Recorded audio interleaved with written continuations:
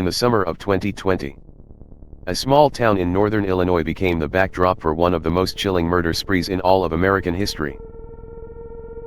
It was a day like any other, when retired police officer Mark Cooper noticed a foul odor coming from a neighbor's trash. The smell creeping through the summer air.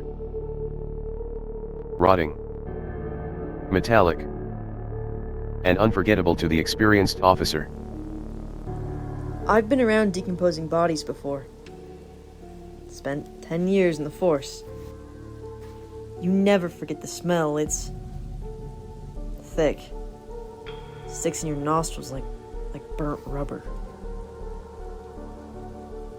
At first, I thought maybe a raccoon got into the trash. But the longer I stood there, the more I realized what it really was. 911, what's your emergency? Yeah, this is Mark Cooper. I'm at... What's going on, sir? There's a smell coming from my neighbor's trash bin. I'm a retired cop. I know what decomposition smells like. This is human. Can you describe what you're seeing? There are 3 black contractor bags. 2 of them are leaking. One's got something wrapped in it that looks like plastic wrap, but there's this smell coming from it. I don't... Sir, you're saying you smell human remains? Yeah, and it's leaking. Are you in any immediate danger? No, the house next door looks quiet. Curtains are drawn. Haven't seen the tenant. Young woman, keeps to herself. Haven't seen her in days. We have officers on the way, sir. Please do not touch the bags. Can you stay on the line? This feels wrong. I can't. I've seen a lot in my time, and I don't think this is normal. It's too out in the open like it was meant to be found. Help is coming, Mark. Just stay with me. This is wrong.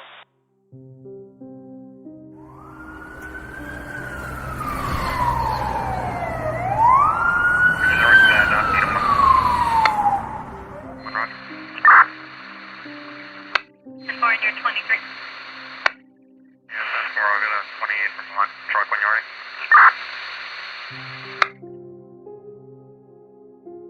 Mark called the local authorities immediately. What they found inside the bags were not just trash, but human remains. Dismembered, wrapped in plastic and duct tape.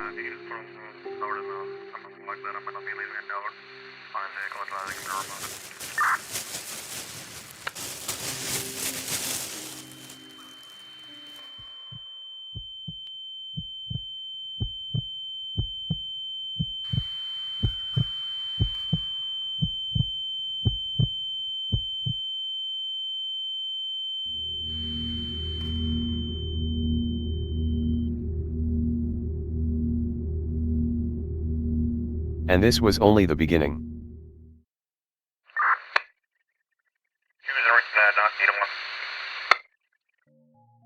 The home belonged to INKO bars, a quiet, unemployed girl who had moved into the rental property only 2 months earlier. I knew INKO not well. We met through mutual friends about a year before she moved to Illinois. She was quiet, kind of distant. I figured she was just introverted. She didn't talk much, but when she did, it was usually about books, games, and singers, art stuff, you know. A lot of people are into that.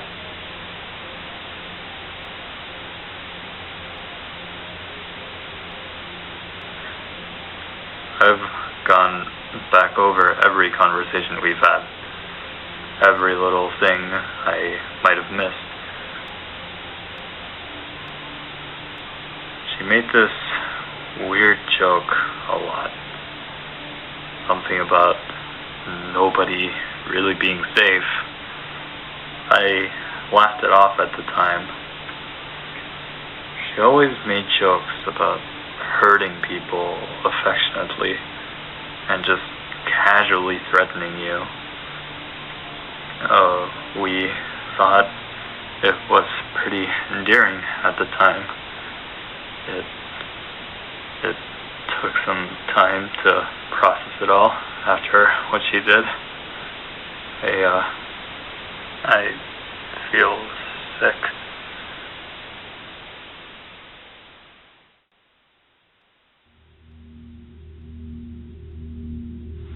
So she was weird. Always wore gloves. Never made eye contact. We just figured that, she was socially awkward. INKO. Quiet. Always wore black. Never caused trouble. Never had visitors. But about a week before she confessed, she gave me this weird smile at the mailbox. This cold, like nothing behind her eyes.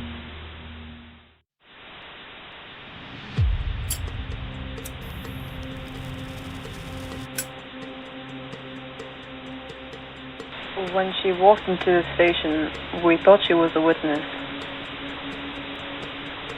She sat down, looked me dead in the eye, and confessed everything.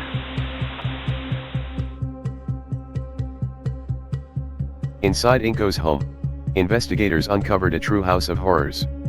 Plastic sheets lining the basement, soundproofing foam on the walls, with more dismembered bodies in the freezer.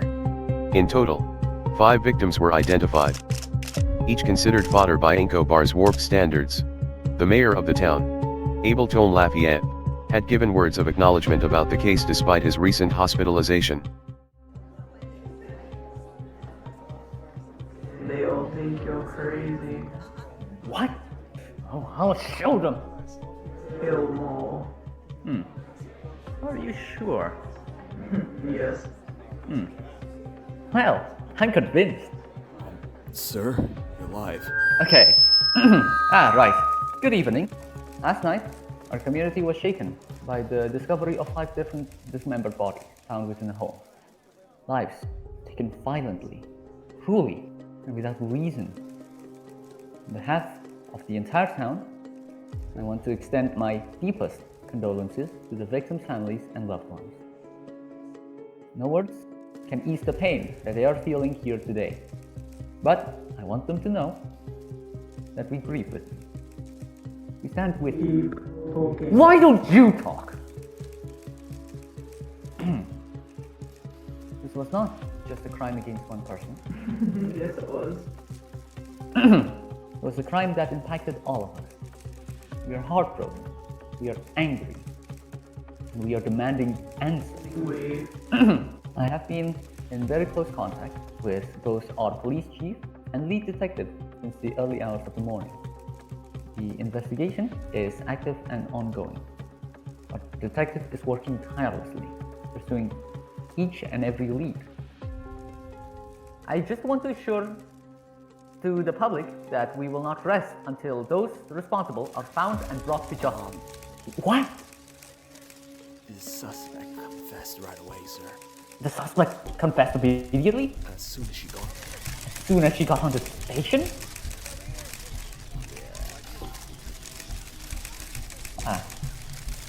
Sir, you appear to be addressing someone privately during the parts of your speech. Was that intentional? And can you explain the significance of that? Look, I understand that there's a lot of curiosity about how I've been expressing myself. But right now, this isn't about me. This is about the lives we lost. A family in mourning. A community demanding justice. You ever think that this might be going there? Oh, for the love of God, shut up! People ask if I feel like a hero. I don't. I was just walking my dog. Anyone could have smelled it. But maybe not everyone would have made the call. But that call saved lives.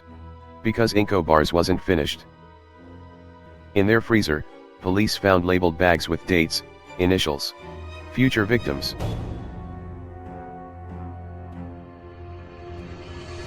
I remember when I was killing a bunch of kids, like there was like different methods I used for them. There was like dismembering them and or like frying them and like I would dismember them and then I would like fry them.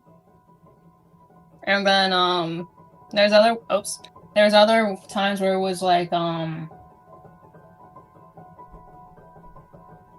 think a couple of times I strangled people or like suffocated them in bags and stuff. And there's other ones where it was like I had like a obviously I had like some kind of like sharp weapon. I don't know what it was, if it was like a chainsaw or something. Because obviously I had to dismember them. It would take a lot of force instead of like, you know, using a butcher knife or something. I mean, that would probably work. Wasn't strong enough because this was like back in like 7th grade, maybe 7th or 8th grade. All I was, but I was young, and I don't know. We just going on a massive murder spree. It's kind of fun though. The police were stunned. INKO, described by neighbors as quiet and awkward, offered a full confession. During her trial, INKO smiled as prosecutors read the charges. She offered no apology. In fact, she doubled down.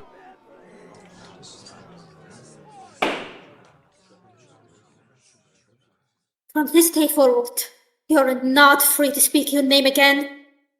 You are not free to walk, to harm, or to choose.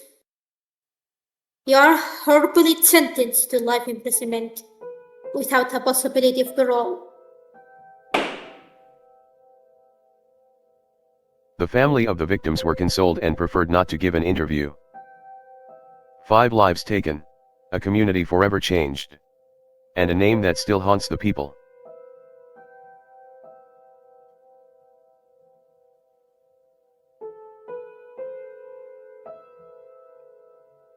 This town lost more than 5 people. It lost a sense of safety.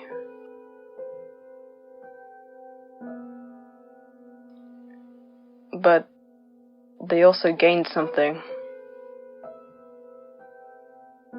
A community that watches out for each other.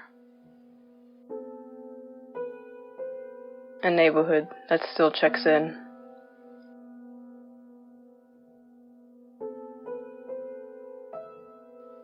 That's how you fight something like this. This isn't a story about the killer. It's about the people we lost, and the people who refuse to forget them.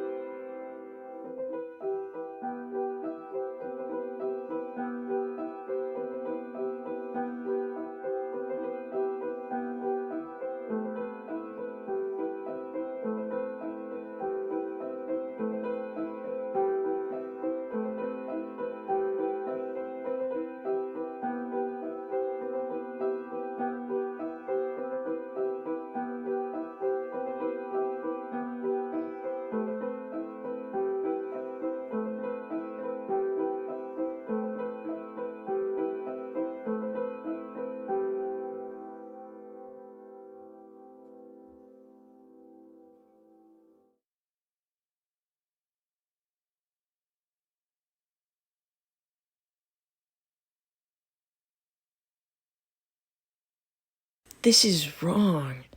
When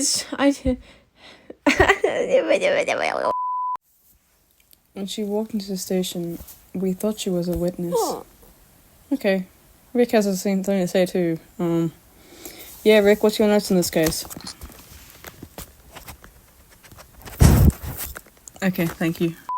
But when she did, it was usually about books, games, and singers, art stuff, you know? A lot of people are into that. This is the cut.